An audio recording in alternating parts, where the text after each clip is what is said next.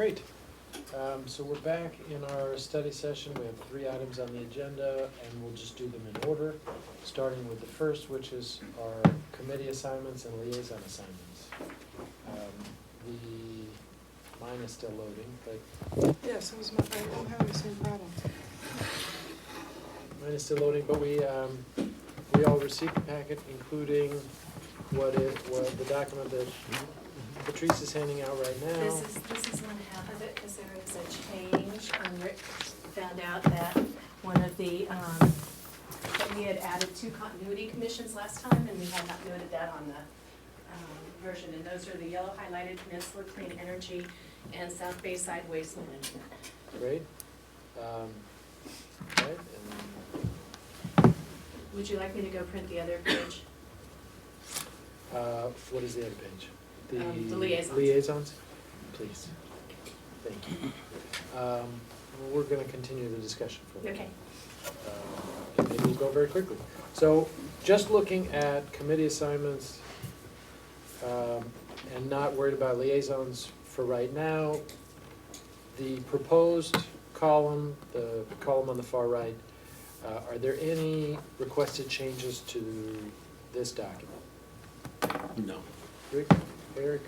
So, this page right here. Let me just make sure, because I'm not sure where it is.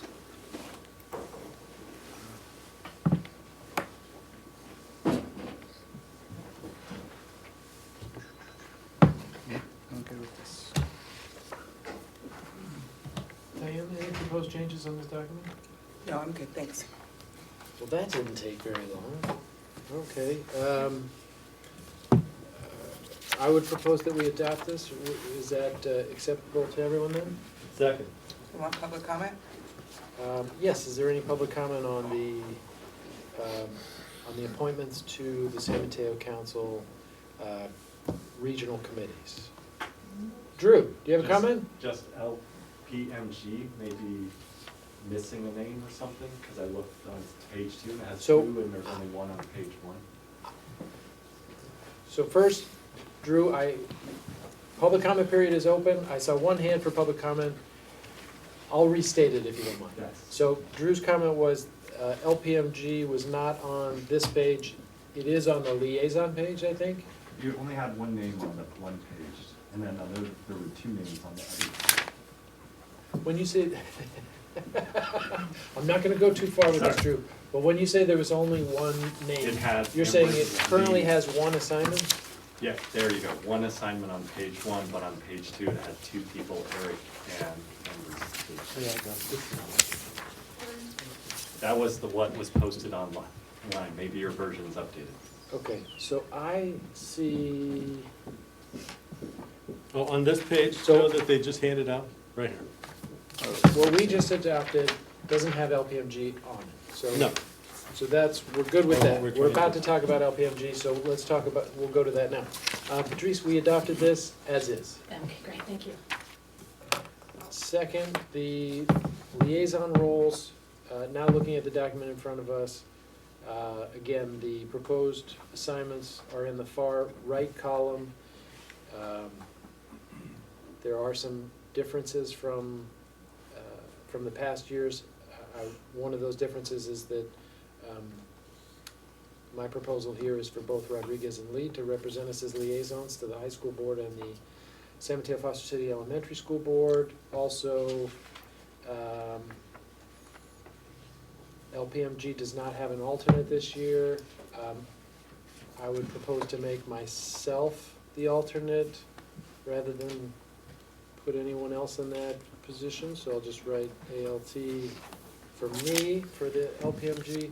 With that 1 amendment, are there any other proposed amendments to this document? I was gonna ask Diane if she wouldn't mind switching with me for the Chamber of Commerce and downtown San Mateo with Sam Cedar. I'm not there now, am I? So we're looking at 3 from the bottom. Is Chamber of Commerce and DSMA. Oh, I see, okay. Certainly, on that one, that's the only one I'm on. I don't see myself on the Samsita one. I was gonna see if you wanted Oh, to switch the with two. me. Sorry, I'm a little slow on the uptake. That's okay. That's fine, or if you want to take them both, you just let me know. Either is fine with me. I just have been working with the chamber, and last year I was the alternate, and I kind of wanted to continue the work I was working with. them on. Absolutely fine with me. And So- what about Samsita? I'm fine either way you choose. You want me to keep it? Sure, Okay. that'd be fine. Okay, we have Rodriguez on both. Okay. Any other changes? Then I propose we adopt it with those two amendments. I made myself the alternate to LPMG, and we're substituting Rodriguez for Pappen with the chamber and DSMA. Does that work for everyone? Yes, sir. Then that's how we will adopt. Is there any public comment on that? Any public comment on that? We do okay? No, now we have an alternate, Drew. You don't need to talk about it. Sorry. You don't have to. Page 3, there was another page that had you by names, and it had Eric listed as LPMG as well. So that, so I don't, That may have been a previous year, or maybe we just, No, the it's this- document that was this posted one. online. This one. Oh, that one. Yeah. Okay, we've made some slight changes to that since then. Yeah, is it? Here So we are- here I we would are now, stipulate and that this is gonna be revised. We'll post it, Based on we'll changes. post it the way that it is now. That having been said, I think we've addressed it. I'll close public comment period on that and move on to agenda item number 2.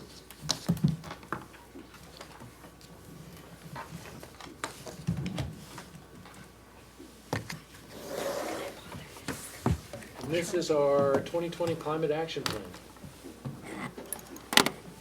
And we have a presentation. Yes.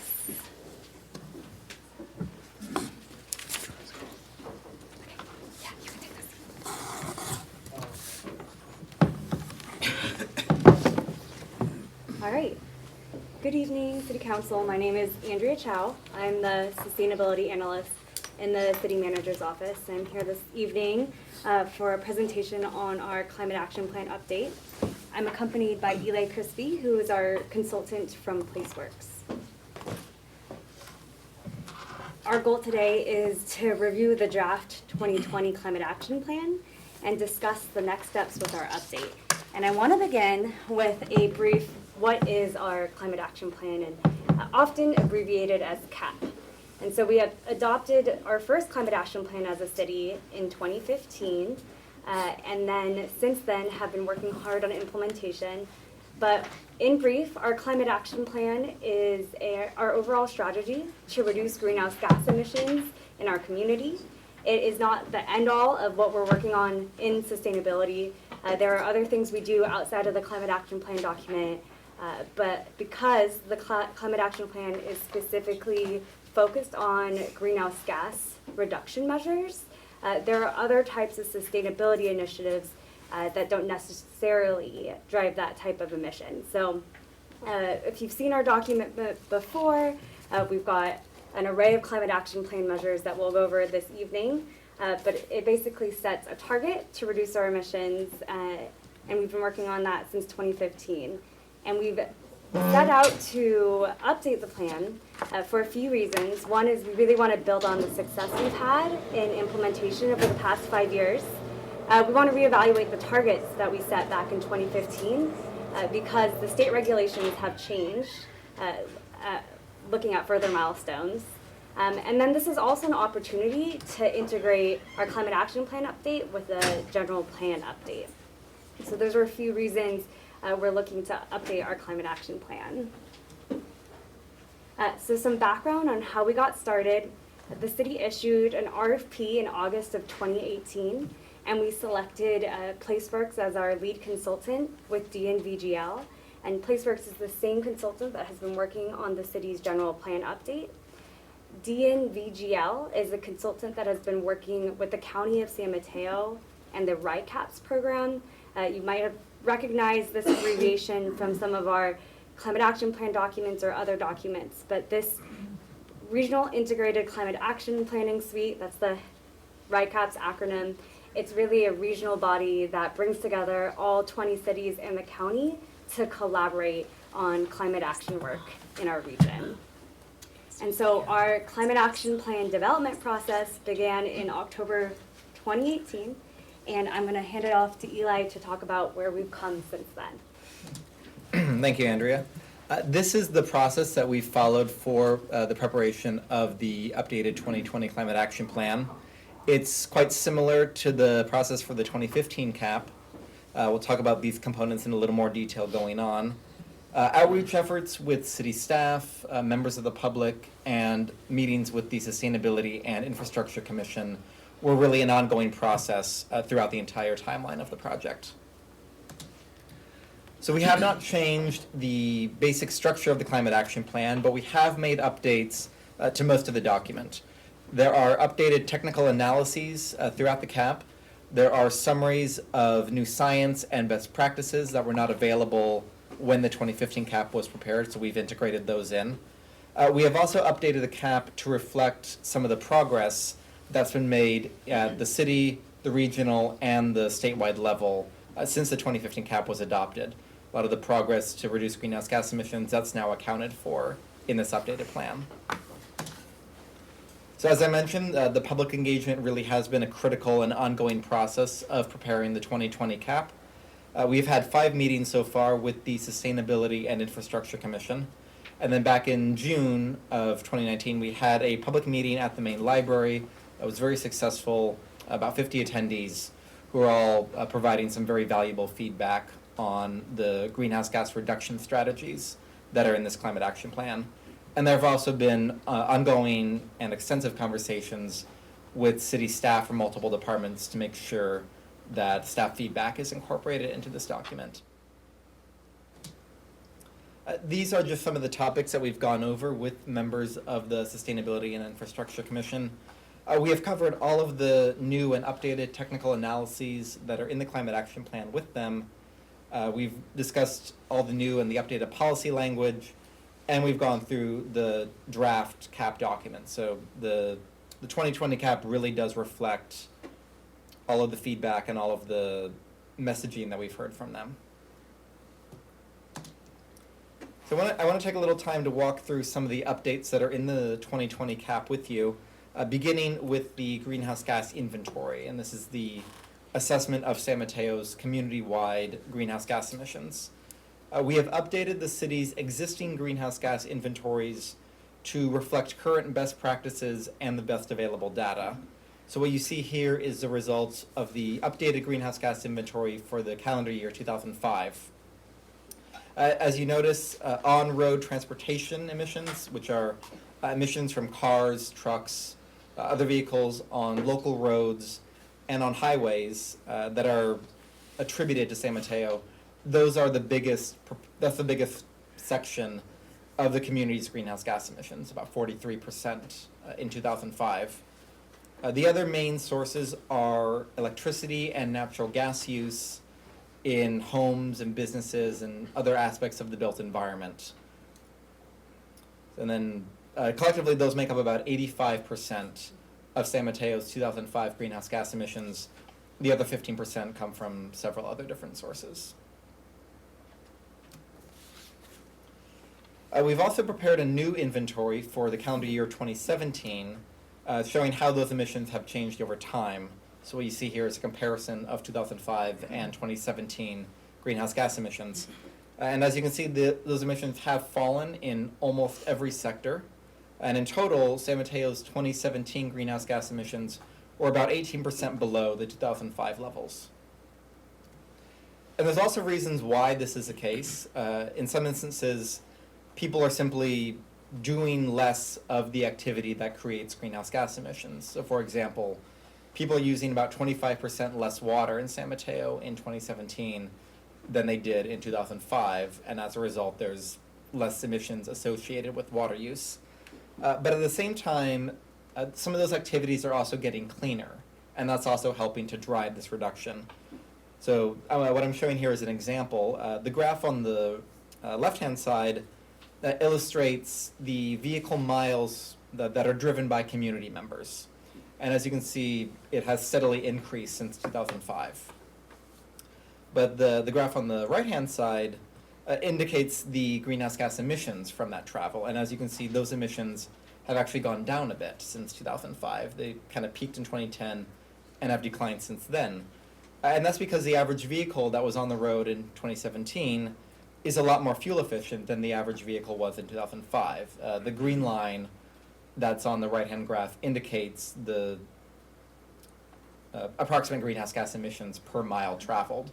And as you can see, it has gone down quite a bit. So this is just one example of why some of these emissions have changed. It's a combination of multiple factors. There's lots of instances involved, but people are doing less of the activities that create emissions in some cases, but then the behaviors behind those emissions are also getting a lot cleaner. The cap, once there's the greenhouse gas inventory in the cap, we then project what emissions might be like in the future. And we start with what is called a forecast, and that's the sort of worst case scenario.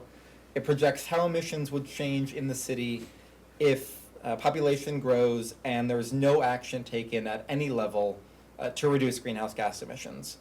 And under that instance, we would project emissions to increase by about 23% from 2017 levels by 2050.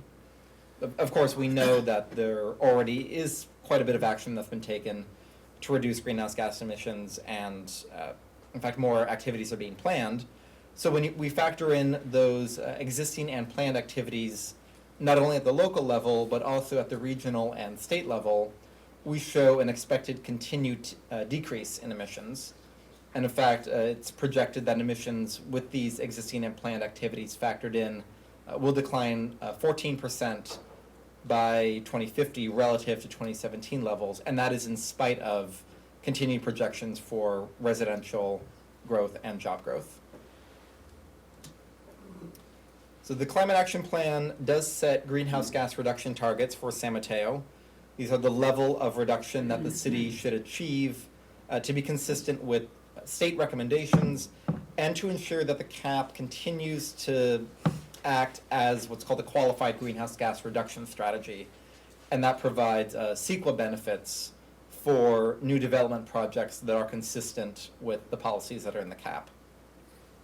So to be consistent with state guidance, which has been updated since the 2015 cap was prepared, we have preserved the target of reducing emissions 15% below 2005 levels by 2020, and the city is on track to achieve that. And then we have added midterm goals for 2030 and a long-term goal for 2050. As recommended by the state, the mid and long-term goals go from being an absolute level of emissions to a per capita level of emissions, emissions per person, per resident of San Mateo. So consistent with the state guidance, those goals to reduce emissions are 4.3 metric tons of greenhouse gases per person in 2030 and 1.2 metric tons of greenhouse gas per person by 2050. Can I ask questions? Yeah. So if we were looking at the top blue arrow there right now, and we converted the 15% to per capita, where would we be right now?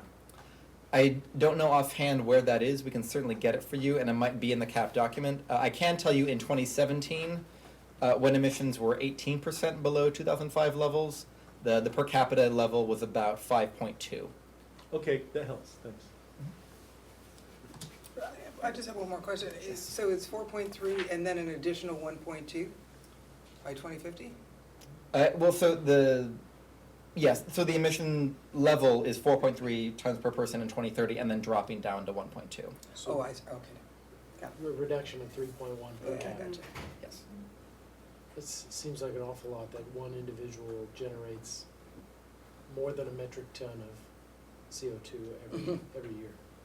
Absolutely.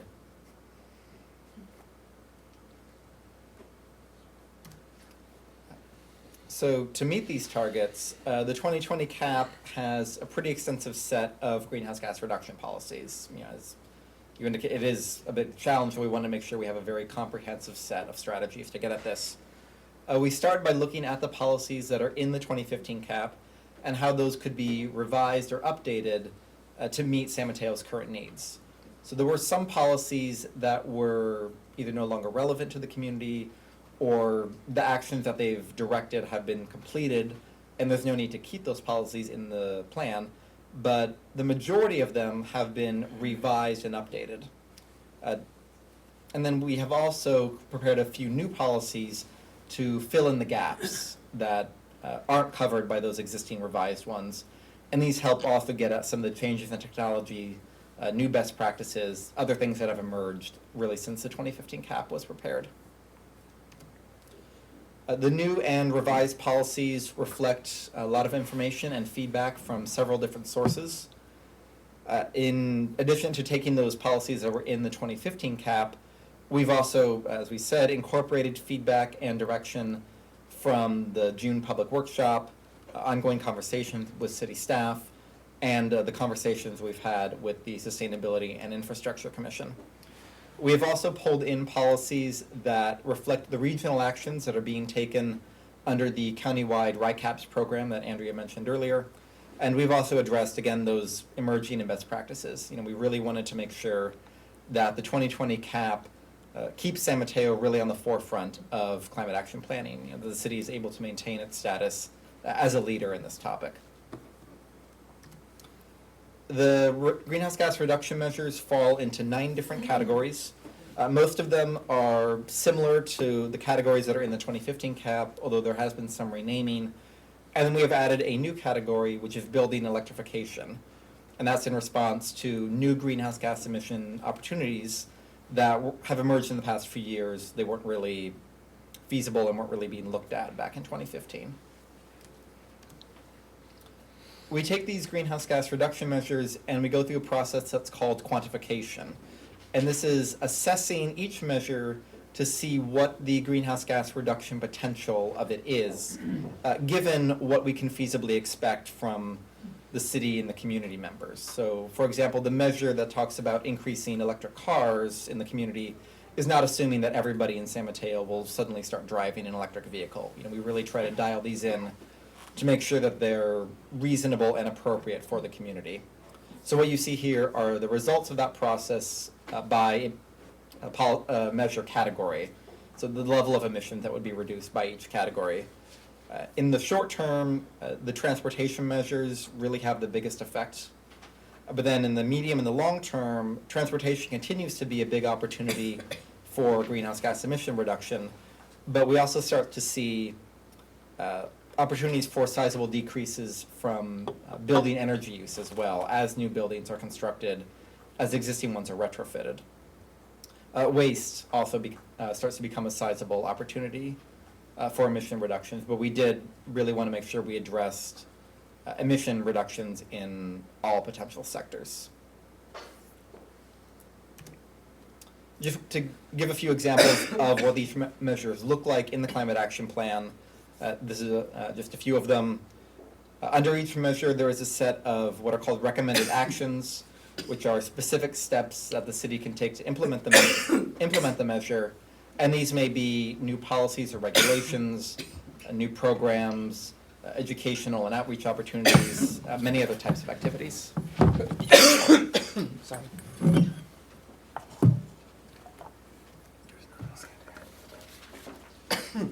So if the 2020 CAP is fully implemented and achieves the projected reductions, it would put San Mateo on track to achieve those reduction goals that we showed earlier, including the 2050 per capita.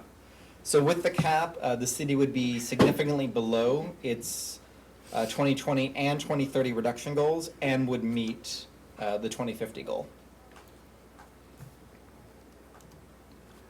And to help ensure that the city can meet these targets and that these measures can be put into effect, there is a dedicated section of the 2020 CAP that deals specifically with implementation. So we have specific policies that are related to implementation of the overall greenhouse gas reduction strategy. There's also a work plan that identifies the estimated staff time to implement the measure, the recommended time frame, and who the lead department or departments might be in that case. The 2020 CAP also continues San Mateo's annual monitoring and reporting process on CAP implementation progress, and also continues to recommend more wholesale updates to the CAP that would occur every 5 to 10 years. And with that, I will turn it over to Andrea to discuss next steps. Great, so what we're looking for this evening is your feedback and direction on the climate action plan. We're interested to hear your comments. And just so you know, what we're queuing up for is potentially moving to the February Planning Commission for them to review the general plan amendment and associated general plan EIR addendum documents. And then after that, we would return to City Council for an official public hearing review of the 2020 Climate Action Plan and the associated documents after that February meeting. And so this evening, we're looking to answer any questions about how we got to this final document and hear what you're interested in learning more about. Thank you so much for that comprehensive presentation and all of the work that went into the CAP for us today. Let's start with council questions. Rick, do you have any questions? I don't have any questions, but I do have a statement, so if we get time later, I'd like to talk. For sure. Any questions, sir? I got a question. When you, I know that this, when I was reading through everything and talking with members of the community, it seemed to get overwhelming support that we were being like a leader and all this. And I'm just curious, could we have gone any further? Like when you were looking at the different trade-offs, can you explain like where you drew the line between like practicality and being able to actually do it and being the leader or being, you know, the #1 leader in California or whatever? Just what was your thinking about that? I can talk a little bit about the measures, but maybe you can talk about the targets as well. Sure. So in terms of reaching and being a leader, I do feel like we did our best to put in emerging best practices and talk about new technology in the climate action plan because that is the place to do it. I think what is great about our climate action plan is that it is an overall strategy and not a prescriptive step-by-step path. And so it allows for us to include a lot of different approaches without being constrictive. So we don't have to follow that exact path to reach our goals. And so I think that's something that allowed us to show a lot of leadership because it will encourage us to explore new and different approaches in the sustainability field. Could we have, or did you? Just to talk about the greenhouse gas reduction targets, you know, we are looking to the state guidance because it provides not direction, but certainly recommendations and helpful resources for how the city can craft those targets. So we were trying to include targets that meet those state guidance, but are also being as progressive and as forward-thinking as we felt would be feasible and appropriate for San Mateo, given what Andrea was talking about, the ongoing conversations, you know, how far can we push this? And that, I think, really is sort of the happy meeting point that we came to. So you're confident we're at the sweet spot? Yes. Thank you. Can I say that just a little bit differently? We exceeded our goals in the original CAP, right? Yeah. And so there's nothing that prevents us from exceeding our goals again. As we go forward, we're not limited in what we can adopt, and hopefully, maybe, we'll exceed them again. Is that a possibility? Absolutely. That's definitely a possibility. The CAP does put the city on track to exceed the 2030 goal. And as far as the 2050 goal, you know, that is still 30 years out. You know, we're looking at this with, but we're looking at this with what is, you know, currently feasible given the state of technology and industry. It may very well be that over the next few decades, new opportunities for greenhouse gas reduction will occur, and those can be integrated into future updates to the CAP and continue to reduce emissions. I just wanted to ask that same question in a slightly different way. That was a good question. Other questions from the council? I just have a question. Why the switch from overall greenhouse gas reductions to per capita? That's something that that's in the state guidance. You know, when they were referring to local governments, they switched from the absolute to per capita. My understanding is that it's meant to help accommodate communities that are still continuing to grow. They wanted to give communities some flexibility of communities that are continuing to grow quite rapidly and are adding quite a lot of new people, it can be difficult for them to achieve an absolute reduction. So they want to ensure that they can still meet greenhouse gas reduction targets. That makes sense. Okay, thank you. Councilmember Lee? Yeah, I had a question. Well, first of all, this was excellent. And I especially loved the addition of the science-based component to make sure that that's codified in the document. And so my question was really about sort of opportunities, like for example, the Caltrain business plan and where we fit into the grade separation process and enabling that plan to actually come to fruition.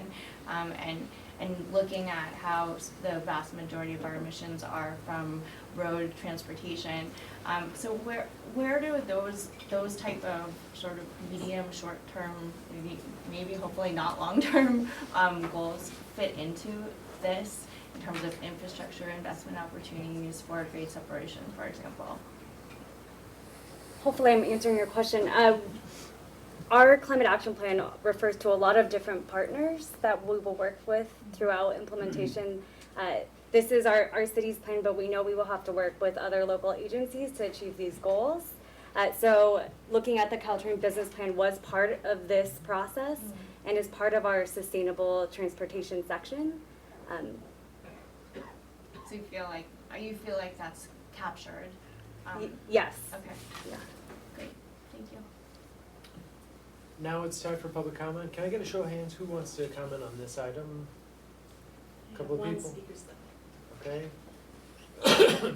Turn in your speaker slips. Alan, did you want to? Now's the time for this first Oh, you're speaker. in. Okay. Alan, come on in. Yes. Could you use the microphone, please? Sure, sorry. And it's not going to amplify your voice, but it will allow people who are watching online to hear it. Yes, I'm Alan Matledge. I live in 225 East Santa Ynez. It's a very good action plan. I really did appreciate it. I have only skimmed through it, haven't read all of it in complete detail, but it looks very, very good. But where the rubber hits the road, looks like transportation. What can you say about how we can implement processes and programs that can really decarbonize our transportation system? What I'm gonna do is I'm gonna take all the public comment and then we'll get the answers at the end. Drew, you're next. Was there anyone else who wanted to speak on this item? I don't see any other hands. Go ahead, Drew. Good evening, or good afternoon, maybe, I guess good evening. So first I want to say to the staff that they incorporated a few comments that I've submitted in the past, and I appreciate not all comments, but hey, I'll take a couple. I very much do appreciate them listening and seeing what and then the other thing was a bigger thing that you'll probably hear me in some other meetings mention as this cuts across. I do wonder about like the Caltrain business plan, like how that gets incorporated, and I'm talking like at a strategic level.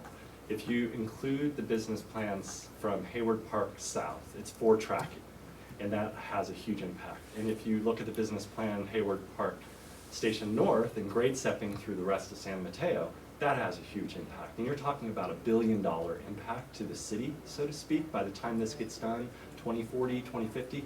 And it just seems like this plan doesn't really talk about that yet. There should be a few paragraphs or a page that, like, it's not that we know a lot yet at this point, but in 5 years, it would be expanded on. Because the ramification of spending $1 billion on transportation in the city of San Mateo, that has to affect greenhouse gas emissions in all kind of different ways. And I mean $1 billion, that's a piece I'm just struggling, I think needs captured as just starting to plant that seed. It won't be fleshed out completely in this version because we're not sure variety of when that's gonna happen and what it's all gonna entail, but I mean, just at Hillsdale Station, the current parking lot's 400, it'll be gone because that's where the passing tracks. Downtown might need a new station as part of this whole process and stuff. And we could have a bike multi-use path from city limits south to the city limit north because there's enough right-of-way in general if it was planned and incorporated. That bike ped undercross, there's such a magnitude that project would drive with, and I just think it needs something it needs to be talked about in some language for $1 billion. Just seems like something's there. Thank you. Thank you, Drew. Can I step to answer Alan's question first? Sure. So I think the question was about how we're going to decarbonize transportation. And there are really two sections I'll call out in our climate action plan that speak to that. One is sustainable transportation, and the other is our clean transportation fuels. So there's been a huge rise in attention to the electric vehicle, and this is a huge opportunity. And I think there's a couple of things that the city has already done and is excited to continue. But one is our REACH code that encourages electric vehicle charging infrastructure in new development. I'm really excited about that because that will make it easier and more cost-effective to install charging infrastructure in these new developments. But in general, the city has installed our own charging infrastructure in public garages. We have them at City Hall. And so charging infrastructure is a really important piece to address range anxiety for electric vehicle drivers. There's also needs to be a focus on just general outreach and education about electric vehicles as an option to our community.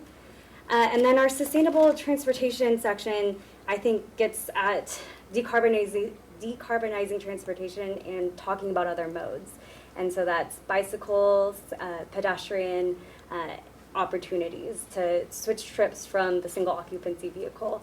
And so we have lots of opportunities that we're going to follow through on, including things that are being worked on through the bicycle master plan. So the climate action plan will really complement whatever is going to be adopted in the final bike master plan later this year.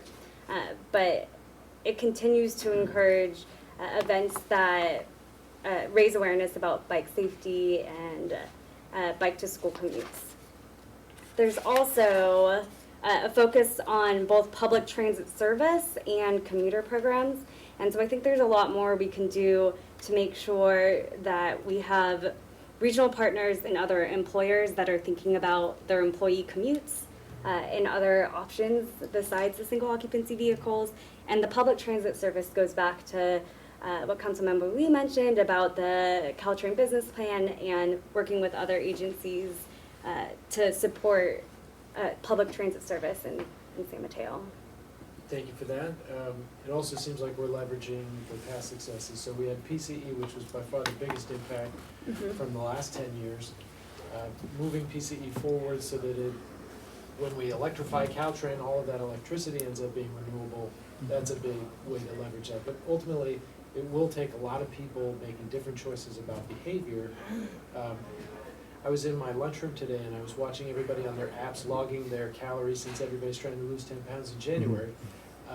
It would be very interesting to me if people, and this isn't going to happen tomorrow, but it's going to happen over the next few years, are logging their behavior and seeing what their carbon footprint is on a daily basis. That's the kind of thing that hopefully will curb behavior. I'll bring it back to the council at this point.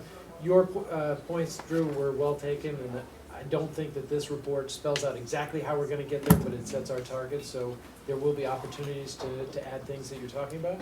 Bring it back to the council for comments. Any comments, Rick? Yeah, sure. I'd like to say that my review of the climate action plan is that there have been great strides have been made since we first started in 2015 with this. And I'm very proud of the efforts that San Mateo has made. We've done well. We have a plan that should take us into the future with good, clear targets. Little concerned about the transition from the overall to the per capita, but I see the sense. It's actually measurable to each person, right? It makes people, I think, feel a sense of responsibility for your own emissions. If that's something that we can reduce, and I know we have to do it collectively, but still, this is a big deal. And what was mentioned about electric cars. So I'm a member of the board of Peninsula Clean Energy, and we're doing everything we can to make those barriers to having an electric car disappear. So we just, for the last 3 months of the year, we offered a discount program, $7,000 or $8,000 discount to get an electric car through certain dealers. We advertise it in the newspapers, we had it on our website. But we're also spending, in conjunction with the California Energy Commission, $24 million to build 3,500 charging stations throughout the county. That's another big barrier. People have range anxiety, but they're also concerned about where and how am I gonna be able to charge. So we're looking to break down those barriers and make that happen. That is that, and for instance, I'm also on the board of SBWMA. I'm on the Zero Landfill Committee. Landfills emit a whole lot of methane. It's really bad. So we're working to take the emission-causing parts of the garbage out of the landfill and use it to produce a gas that burns cleaner than natural gas or diesel or gasoline, and displace the 1 million gallons of diesel that we're burning in our garbage trucks right now each year. And that's a win-win. Eliminate emissions from the landfill and cut back on emissions, seriously, in the garbage trucks. So it's that kind of partnership that's gonna help us get to all these different places. So I think it's a great plan, and I look forward to seeing it come back. Thank you. Thank you, Ray. Eric? Well, first off, I just want to thank staff and members of the Sustainability and Infrastructure Commission and members of the public who've really given a lot of feedback on this. I know it's taken a lot of work to get here. And I agree with most everything Councilmember Mania just said. And I just, the only comments I have is like, you know, when we read the paper these days, some of the most depressing news is when we're talking about climate change. And we realize that every individual, every city, every country in the world has to do something if we're going to change this course we're on. And for me, as a member of this council, to be able to be a part of voting for something where I'm confident that our city is doing all that we can is just very special. I'm very proud of San Mateo to do this, and I look forward to seeing how far we can meet these targets. Emma? I echo all the praise. I was really proud to read this document. There were so many inclusions that I felt like were ambitious, are ambitious, and also attainable. For me, some of the standouts were putting some parameters around transit-oriented development. I felt like that was very useful in terms of guidelines, in the way that will in the future sync up with the general plan process. And then also, you know, things like exploring policies that can further reduce waste and single-use plastics, recyclables. All of those inclusions for me were like checking boxes, ticking the right marks in the right moment. So thank you. Dane? Yeah, I concur with the remarks of my fellow council members that I'm really proud of what San Mateo has done here. I serve on one of the CCAC subcommittees, which is RMCP, which is oh my God, I'm just drawing a blank right now. Focused on climate protection. Resource management, climate protection. And so a lot of this is not new, but I will tell you, Andrea in particular, when I go to these meetings, San Mateo is always at the forefront, and I know that it has a lot to do with your efforts, so I'm really appreciative of it. I think that we're going to see more electric cars than we anticipate. I'm just hedging my bets right now, but I really think that might be where we're really going to chisel away at it. And as well with the having our general plan, I applaud the fact that this particular climate action plan is going to be coordinated with our general plan, so that where we place development has a real eye towards reducing greenhouse gas emissions. I also serve on the flood and sea level rise district, and I'm really looking forward to some help with reducing greenhouse gas emissions, because we're looking at huge dollars to fortify our bay from some very important assets up and down the peninsula. So that again makes me so proud that I see this city doing what it can. And I'm really proud of the product that you put out so far. I know we'll see some changes perhaps before it comes back to us, but kudos to you. And of course, WageWorks. I concur with all of my colleagues. I really think what you brought forward is a great plan. So I think we are unanimous in telling you to go forward and bring it to the Planning Commission and then bring it back to us. I do think the rubber, literally and figuratively, meets the road with human behavior. We have to modify individual behavior, whether it's how we're driving in single occupancy cars or other things.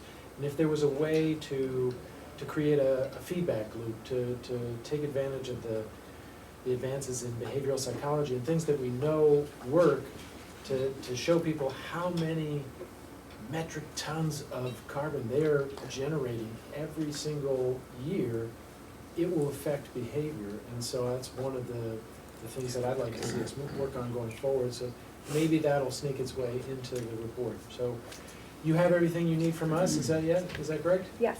Fantastic. With that, I'm gonna end this item and move on to Operation Quiet Night. My favorite topic. Operation Quiet Night. So, welcome, thank you. Do we have a presentation for Kathy?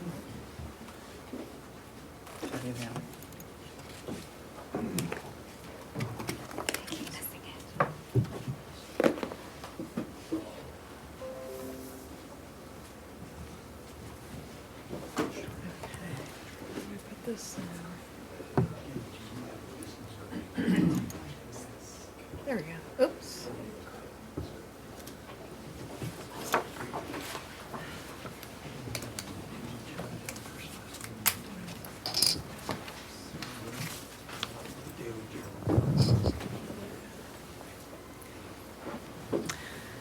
Good evening, Honorable Mayor and council members. I'm Kathy Zammit. I'm an engineering manager with the Public Works Department. Here this evening with Brad Underwood, our Director of Public Works, and we're going to give an update about the train horn noise and the efforts to reduce that. I'm going to give a brief history and overview for anyone who's not familiar with it, and then we'll talk about the progress that has been made since the last presentation to council in August of 2018. So safety along the railroad is extremely important, especially at crossings where pedestrians, vehicles, and trains move through the same space. Trains are very heavy, and they can't swerve to avoid collisions. And a train hitting an automobile has a similar impact as an automobile hitting a tin can. So there are very serious consequences for train collisions. Train horns provide an audible warning which reduces the risk of collision, and it improves safety, but it does affect the quality of life for nearby residents, especially during nighttime hours. So the goal in San Mateo is to limit the use of train horns to improve quality of life without increasing the risk of collisions. To give you a little background information, railroads are governed by the Federal Railroad Administration, and on the peninsula, the commuter rail service is operated by Caltrain, and freight service is operated by Union Pacific Railroad. The city does not own or have jurisdiction over the railroad right-of-way or operations. All the crossings and all the warning devices are owned and operated by Caltrain. And the regulations for the sounding of train horns are established in the Code of Federal Regulations, which we also sometimes refer to as the train horn rule. And train horns are required at all grade crossings, construction zones, occupied station platforms, and other situations such as trespassers in the right-of-way. But this rule does include an exception for municipalities where we can create a quiet zone to limit the use of the train horns at the crossings. A community may qualify for a quiet zone by installing safety measures at grade crossings to fully compensate for the absence of the warning provided by the train horn, and by demonstrating that silencing train horns does not present a significant risk of loss of life or serious injury. Now, quiet zones, however, do not change the requirements for sounding a horn through construction zones, station platforms, when trespassers are spotted, or under other certain circumstances, but they do go a long way to reduce the majority of the noise which comes from blowing the horns at the crossings. This is a system map of the railroad in San Mateo. The rail segment through San Mateo is about 4.5 miles long and currently has 9 at-grade crossings within the city limits. The horns are sounded at each station, which is shown in white. There are 3 stations within San Mateo, and they're sounded at the yellow locations, which are the at-grade crossings, and currently in the construction zone in orange, which is where the grade separation project is located. Now, that 25th Avenue grade separation project will eliminate one of the existing crossings, the one that's currently at 25th Avenue, and that's expected to be complete in early 2021. That should significantly reduce the train horn noise in the section of San Mateo south of 9th Avenue. Just to give a background on some of the efforts with this has been a long-term endeavor. And in 2009, San Mateo did request that train horns be reduced, and Caltrain did go and move their horns on their locomotives from the top of the locomotive to the bottom of the locomotive to help limit the propagation of the sound. But the Union Pacific was not able to make that same modification because their trains are used all over the country and in other regions where the sound requirements are different. In 2013, we also retained a consultant to perform a train horn noise assessment, and that did conclude that the sounding of the train horns generally complies with all the federal guidelines. So staff has been investigating the possibility of establishing a quiet zone within San Mateo city limits, and some information on that was provided to the council in August 2018, and this is reiterating some of it just for summary purposes. And we'll talk about some of the new projects that are underway. So I would like to just introduce some of the terminology and definitions and metrics used when we're discussing a quiet zone and how to evaluate a quiet zone. And in general, the quiet zone risk index is a calculation of the aggregate risk of a collision within a section of railroad, and it's used to compare different segments under different conditions, different scenarios, and that's basically the what-if scenario. It gives you an idea of what the safety improvements might do. The National Significant Risk Threshold is a numeric representation of the national average of risk at railroad crossings when they have the standard devices similar to what you see in San Mateo. And the risk index with horns is a measure of that aggregate risk when the train horns are routinely sounded at all the grade crossings within the segment that in which you're looking to create a quiet zone. So it's kind of the baseline or the threshold for that area. So in general, in order to qualify for a quiet zone, the calculation is that the quiet zone index, or the risk that we anticipate in the quiet zone, is either less than the national threshold, which unfortunately San Mateo and many urban areas are well above that threshold, so that's not a way that we would qualify. Or we can reduce the risk to be below the risk index with horns, which is the current estimate for the area. And there's multiple ways to achieve a quiet zone, and they have different ramifications. The two biggest approaches are generally install supplemental safety measures at all grade crossings within the segment, or reduce the risk of collision by installing selected safety measures at selected grade crossings so that you're reducing the overall risk within that area sufficiently. The supplemental safety measures are FRA pre-approved risk reduction treatments or safety installations for public rail crossings, and they have a proven effectiveness in reducing collision risk. So those include things like temporary or permanent street closures, one-way street conversions, 4-quadrant gates, and certain medians or channelization devices. And right now, although San Mateo has standard crossing safety devices, we don't have any that qualify for these special supplemental safety measures. So we'll be looking at some of the different combinations that we think might help us achieve that.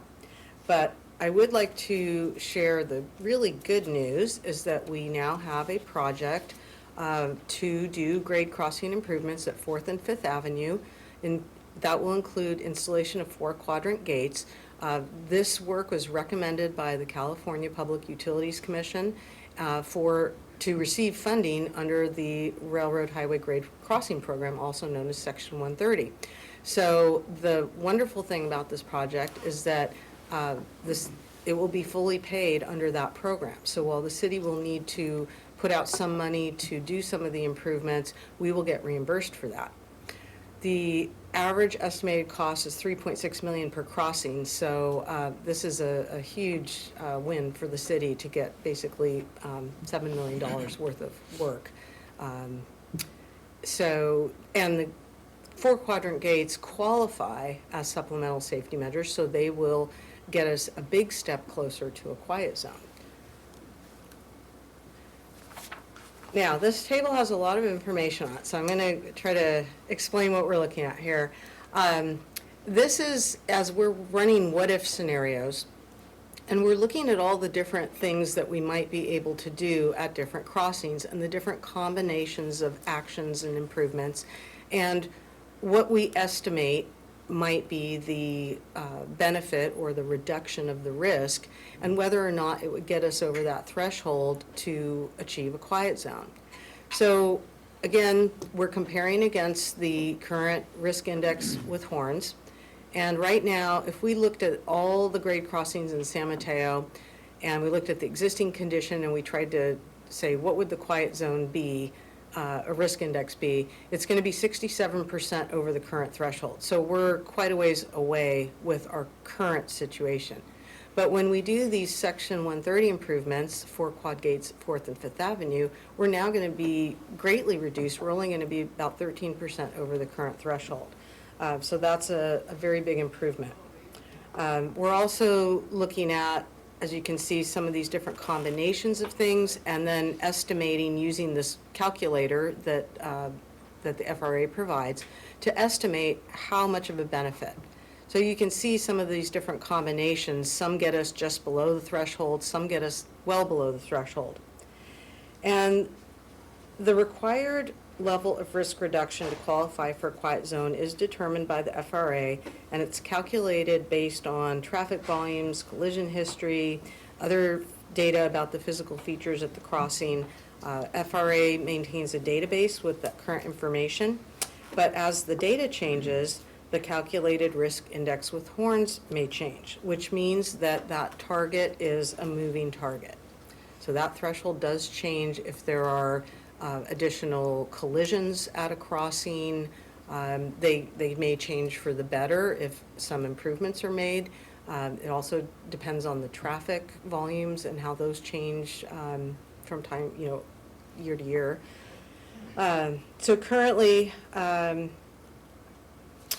we're quite a bit above, but we do have things in the works that are going to get us much, much closer. Can I jump in on this slide, Sure. Kathy, and just, I want to make sure that I'm understanding this. So you're saying that with the money from the PUC for 4th and 5th, if we additionally converted 3rd Avenue into a one-way street, which it already is a one-way street for most of it, almost up to the railroad tracks, and then we additionally put temporary closures, but put a physical barrier on Terrace, or Villa Terrace, that would get us there, wouldn't it? I don't know that I have that specific one up there, but it probably would. Can I ask one other question?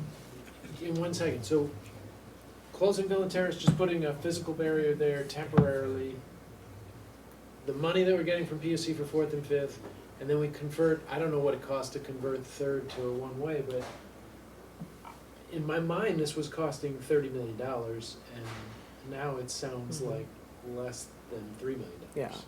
And these are just a few of the combinations. So what I'd like to do is, at the end of the presentation, I'd like to ask what other scenarios you would like so that we can capture that and then go investigate those. Because, yes, it's quite possible. Can I just ask a question? Is it that you are restricted to 4th and 5th Avenues for the 130 money? Yes. Okay, because I was just wondering if you could move that to 3rd and make 4th a one-way. But the No, state it's, PUC or the yeah, PUC it's is very directing you specific just at for 4th the and 5th. crossings. Okay, thanks for letting me ask Yeah. that, but that's fine, we'll tweak them out, that's fine. Before we get back to your presentation, just to frame this a little bit more, Rick and I were back on the Public Works Commission when Caltrain came out here and the the Federal Train Commission came out here too, Right. and we were Southern fighting with Pacific. this. And all Rick and I did was hit our heads against the wall, and Diane was mayor for 1 year, and all of a sudden this project is going. The project's gonna be done like next week. Just takes real leadership, I guess. That's what I'm saying, Brad. That's When what I'm Rick was the saying. mayor, Oh, Diane stop, and tell Maureen me and I went to more. Washington. Stop, tell me With more. Brad. That's right, I think part of it was Yeah. the Federal Rail and really getting our handle on it. Yeah, we went to the FRA. And I think before you jump to making Third a one-way street, I think that would be part of the circulation element and the general plan process before we jumped into this. And would that only continue one way to think- B Street? I don't know, that's what We we don't need, know. that's what we need to look at, Questions. right? What's the effect of that on the whole entire community and not, because to do that just to get rid of train horn noise, but then it has this different effect, we want to know what that looks Right. like, right? So. And let me ask one other. 9th Avenue, I don't see it. Yeah, well, Ninth Avenue hasn't been, I don't think we thought there would be a great benefit from Ninth Avenue as far as, well, any of them will be beneficial if we do a quad gate, right? But there's some of the other, Kathy's got a little bit more in the presentation, it'll talk about some of the other issues that we have on some of those crossings. Diane, there's one more thing before I we go. just, is it that you must do all of the things above to get to 67%? No, it's Just if I section did 130, and closed Villa Terrace get you 67%? Closed Villa Terrace and Bellevue. Okay, both. I didn't know if they built on each other, okay. Yeah. That's what I'm asking. Yeah, it's combinations. If you do those three things, Section 130, closed Villa Terrace, and closed Bellevue Avenue, currently the calculation shows that would put us to about 67% of the We're threshold. doing great, one more from Eric. Is there any benefit to going lower than the 100%? Yes, Yeah, I will talk. Good question. That was. Tell us how. yeah, I would imagine so. I'll tell you why. Yeah. So, yes, it is important to note that after a quiet zone is established, and because there are different ways to establish it, depending on the way that you establish it, the FRA may annually recalculate that risk index for the rail segment. And so, again, if that risk index with horn threshold changes because of changes in conditions such as increased traffic volumes or collisions, it could be that when they recalculate it, we fail and we're above the threshold, and then that would result in termination of the quiet zone.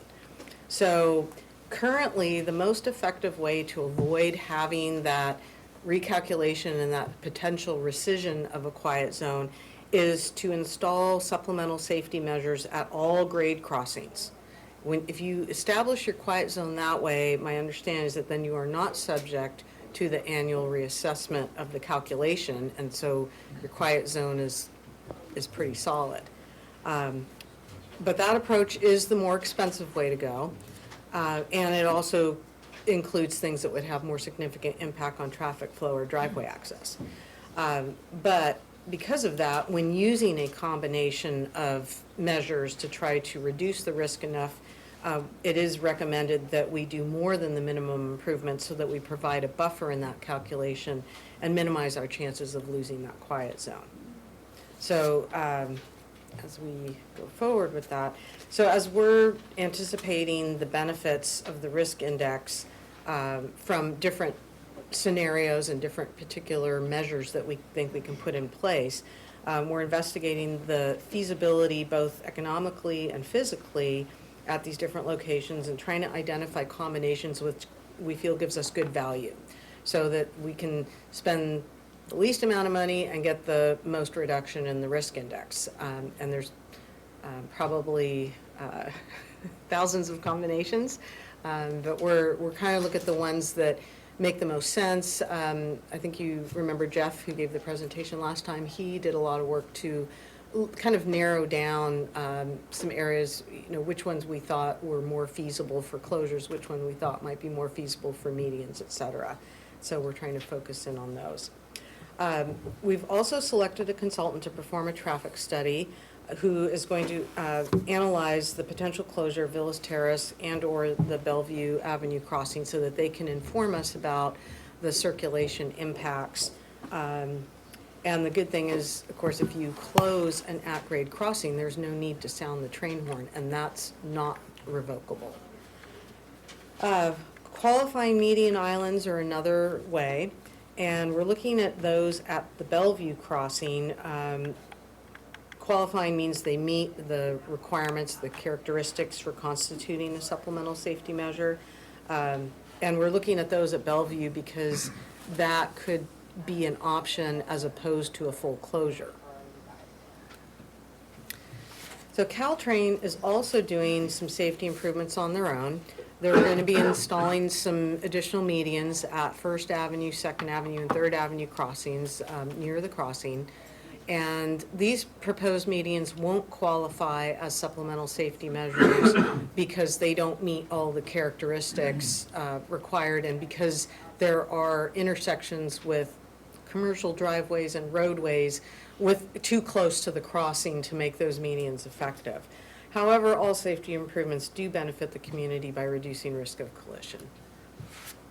So again, some of the challenges are just that the safety improvements within the railroad right-of-way have to be designed and constructed by Caltrain.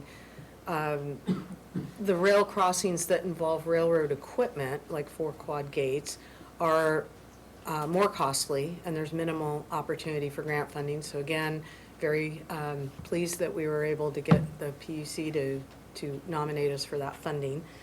And out of all the grade crossings in San Mateo, it looks like Bellevue is the only one that can accommodate medians as an SSM without impacting driveways and nearby roadways. And I can go into that one in a little more detail if you're interested. But the next steps at this time are to coordinate the funding agreements and the different improvements with Caltrain, and the PUC for those Section 130 improvements. It will require a funding agreement directly between the city and Caltrans because they administer that program. And currently, the schedule looks like we could potentially start construction in 2023. The traffic study is going to be starting within the next couple of months, and we anticipate having results and ability to present that to council in fall. And we're also looking with this capital budget process to initiate a project to start the planning activities for doing median islands on Bellevue, and that would include detailed outreach with the residents in that area because it would affect 5 different private driveways. And so at this time, we'd like to open it up for questions or input, and if there's any scenarios that you are interested in, we can look into those in detail. I just have a couple of comments. So we know this is a council priority, and it's been a council priority for some time. We know you get calls from the residents. We get inquiries as well from the residents. We've even had residents offer money, right, to start a fund to do this. One of the things is Kathy went through that. You know, if we did that, my concern would be they'd expect it to stay that way, and as you can see, the calculation can change. So that would be something that would be consideration. Unfortunately, the timing of the improvements is not really controlled by us because of the railroad and the things that have to happen there. And so, yeah, we're interested in finding out if you want us to look at other options or whatnot, or because we know, and as you get ready for your blue sky session, you know, and give some thought to this so that we have better direction than what we're going now. So, but we've done a lot to date, so. Thank you very much, Brad. Before I ask for more questions from the council, can I get a show of hands for people who have public comment on this issue? 5, 6, 7. Even at 2 minutes, that looks like 15 minutes of questions. I'll hold off on I don't questions. have- Question? No, we're gonna go straight to public comment. I'm gonna ask for a maximum of 2 minutes. You don't have to use the whole 2 minutes, but I wanna get all of your comments in. Anyone else? Madam Clerk, just start calling. We're gonna go maximum of 2 minutes. We'll try to get everybody's comments in. Okay. First speaker is Joe Lanham, followed by Michael Weinauer. Welcome, Joe. Thank you.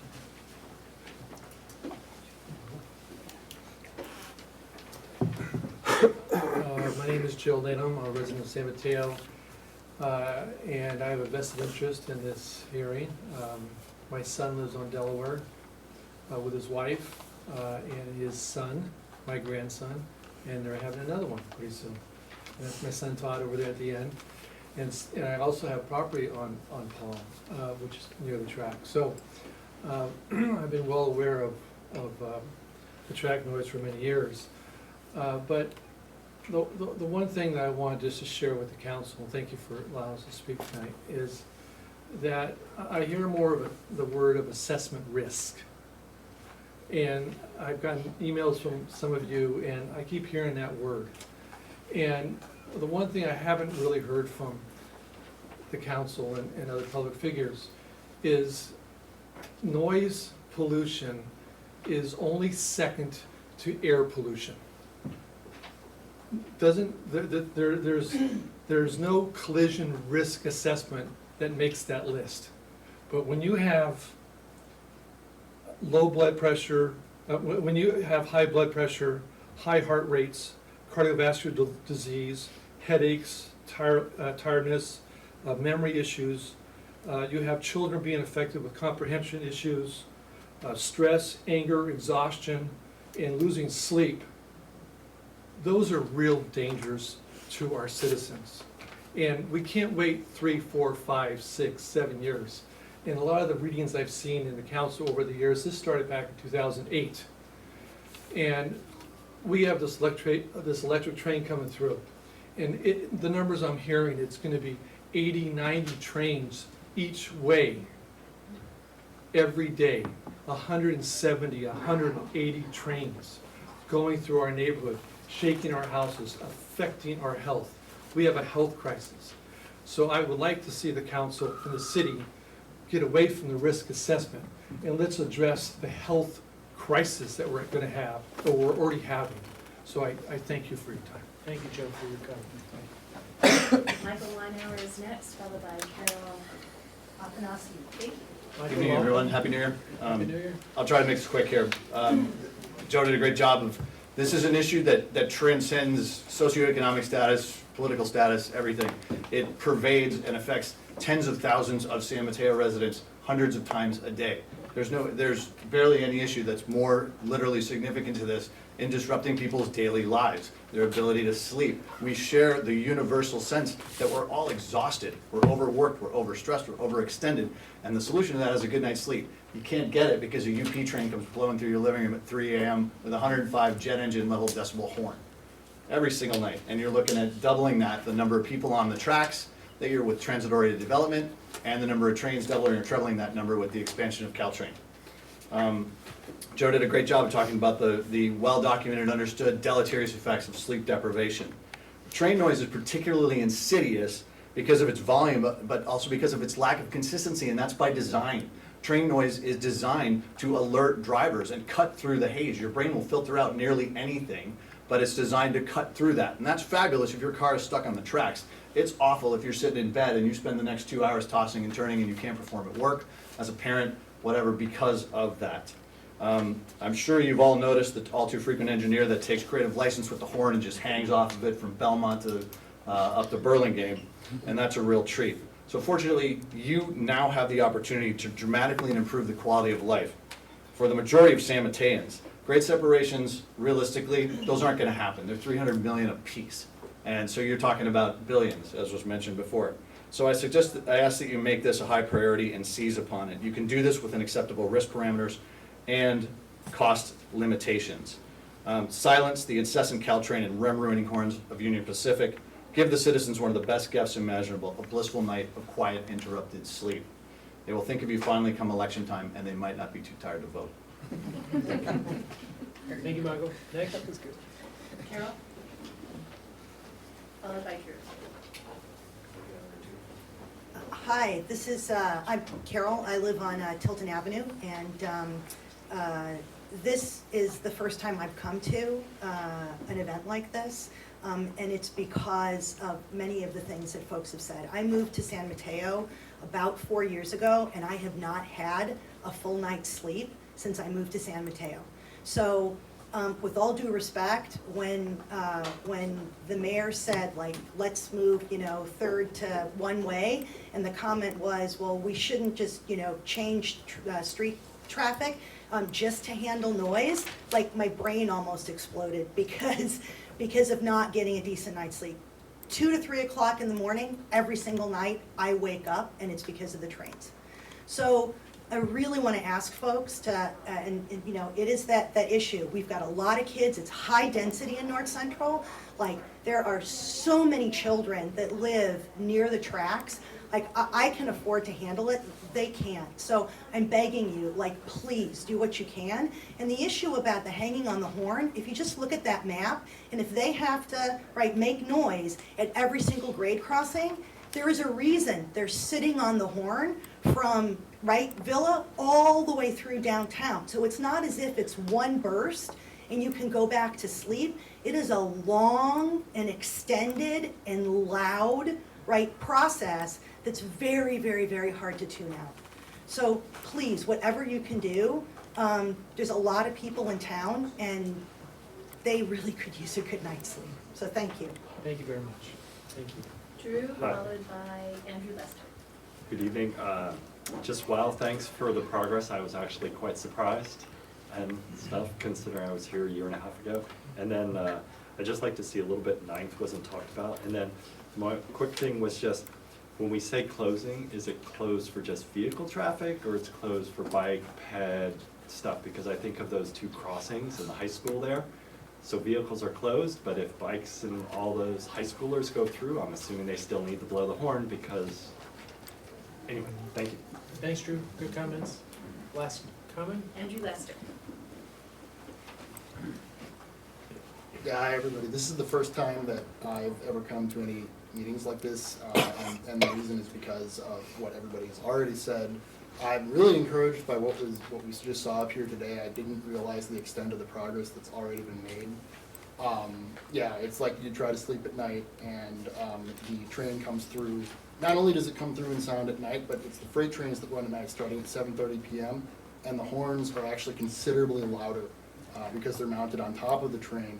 I actually ride the train every day and I love the train, and sometimes I pass on the train tracks. There's Union Pacific engines sitting on some of the 4-track areas as I ride up towards San Francisco. And I can actually see the horns on their engine. It's all the way on the top of the train, and they actually have 2 horns, one facing forward and one facing backwards. Like, what's that? And then another thing is that, like, another problem that hasn't been brought up, in the summer, it's sometimes been getting a bit warmer here, and not a lot of places here have air conditioning. So when you keep your windows shut, that doesn't even fully tune out the noise, but obviously it's better than when they're open. But when it gets so hot that you do have to open your windows, you're like making the choice between, am I gonna sleep tonight or am I gonna like roast alive? So yeah, whatever can be done to advance this project, I wanna get behind that. And I also have a question for the 4th and 5th Avenue improvement funding that we got grant money for. I noticed the construction date was listed estimated at 2023. Do we have that as a guarantee, like now, like we're gonna get the money, or between now and 2023, that's a long time, could that actually be revoked? And if it could be revoked, I would say we should probably do whatever we can to move as fast as possible. That's all I have. Thank you so much. We have one more speaker. Jump in. Dave Andy. Thank you. It's my first time here too. Again, similar story. Just keep it short. I mean, it's like obviously it's very disruptive and disturbing to me. Mostly, I'm worried about my daughter. We're just playing outside and covering her ears when the train comes and kind of frightened and happy. So that's just I'd like to fix that. So. And yeah, as people say, I mean, looks like there's a lot of great progress, but 2023 seems like a long way away. So. Thank you very much for your comments, and thank you everybody for your comments.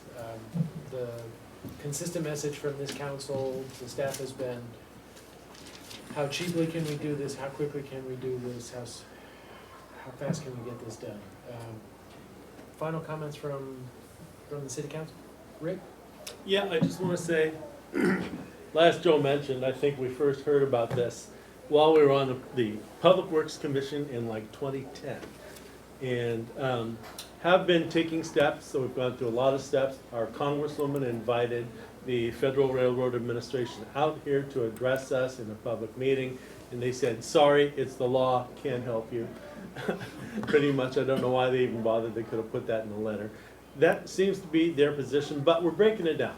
We have taken and maintained the pressure. We did visit in 2018, myself and Diane and former Councilwoman Frescott, the Federal Railroad Administration in Washington, D.C., where we made actual contacts with people. We gained real information about steps that can be taken. Brad was there also, our Public Works Director, and we have made good progress since then.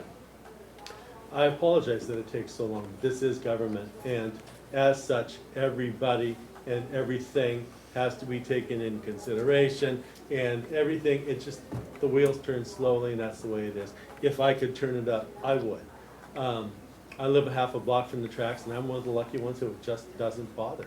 I don't know. But I understand that you people have a real issue with it, and I totally empathize with that, and I want to make it stop. So that said, I think my feeling is that we're all focused on that, and we're doing the best we can. So thank you. Thanks, Rick. Eric?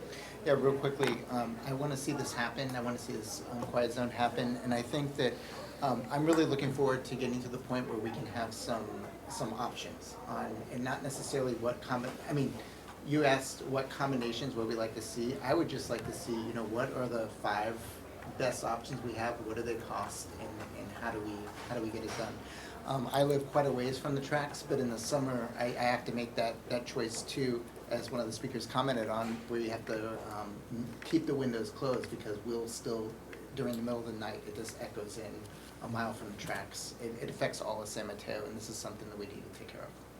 Thanks, Eric. Amber? I also live within earshot of the train, have for the last 10 years. My husband suffers from insomnia. This is a public health issue, and I'm glad it was framed that way from the public. I also am really pleased to see all the progress that's been made, and if there are ways that we can move this along faster, what do they look like, and how do we do that? I'm Exhibit A for the health concerns. I simply went over every night. That's probably too much information.